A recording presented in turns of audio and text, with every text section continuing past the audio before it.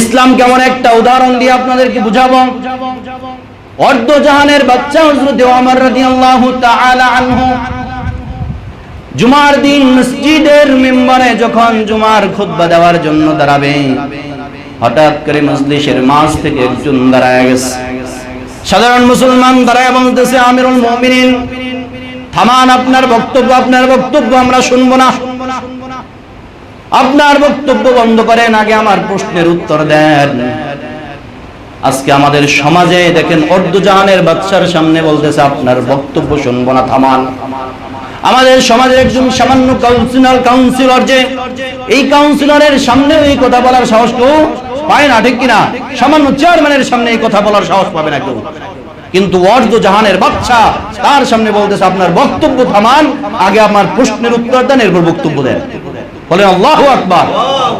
এটাই ইসলামী রাষ্ট্রের সমাজ ব্যবস্থা। বৈষম্য থাকবে না, কে নেতা, কে প্রজা, কে রাজা, কে প্রজা, এটার কোনো ভেদাভেদ থাকবে না। মসজিদের কাতারে যেরকম মানুষগুলো এক কাতারে বসে যায়, ইসলাম ক্ষমতায় গেলে প্রত্যেকটা মানুষের অবস্থা এরকমই হবে। কে বড়লোক, কে ধনী, কে গরিব, কে রাজা, কে প্রজা, এটার ভেদাভেদ থাকবে না। এবার হযরত ওমর বলতেছেন, কি প্রশ্ন করো? বলতেছেন, গতকালকে রিলিফের মাল আসছে, সরকারি মাল, কাপড় দেওয়া হয়েছে প্রত্যেকটা নাগরিককে। আমাকেও একটা কাপড় দেওয়া হয়েছে, আপনাকেও একটা কাপড় দেওয়া হয়েছে। আমার কাপড় দিয়ে আমি জামা বানাইলাম, জামাটা পরিপূর্ণ হলো না, কিন্তু আপনার জামাটা দেখা যায় বিশাল লম্বা পরিপূর্ণ হয়েছে। তার মানে আপনি কাপড়ের অংশটা বেশি নিয়েছেন। আপনি কাপড়ের অংশ বেশি না নিলে আপনার জামাটা বড় হইল কেমনে? যুক্তি আছে না নাই? এই প্রশ্ন কি আপনার নেতাকে করতে পারবেন?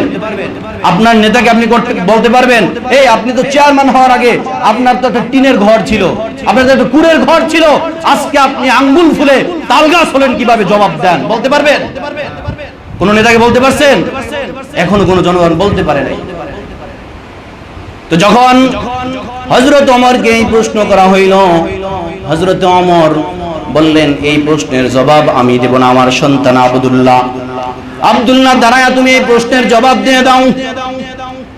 এবার আব্দুল্লাহ ইবনে ওমর দাঁড়ায় গেলেন, দাঁড়ায় বলতেছেন, প্রত্যেকেই সমান সমান এই রিলিফের কাপড়গুলো পাইছে, কেউই কম বেশি পায় নাই। আমার বাবাও একটা পাইছে, আমিও একটা পাইছি, কিন্তু আমার বাবারটা দিয়ে তার জামাটা পরিপূর্ণ হয় না। যেহেতু সে রাষ্ট্রীয় কাজ করে, জুমার খুতবা দিবে, পরিপূর্ণ জামা ছাড়া কিভাবে দিবে?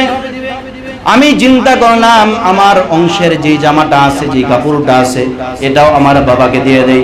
ওই কাপড়টা আমার বাবাকে দেওয়ার পর দুইটা কাপড় মিলায় আমার বাবা একটা সুন্দর জামা বানাইছে। এই জামাটাই সেই জামা। বলেন আল্লাহু আকবার।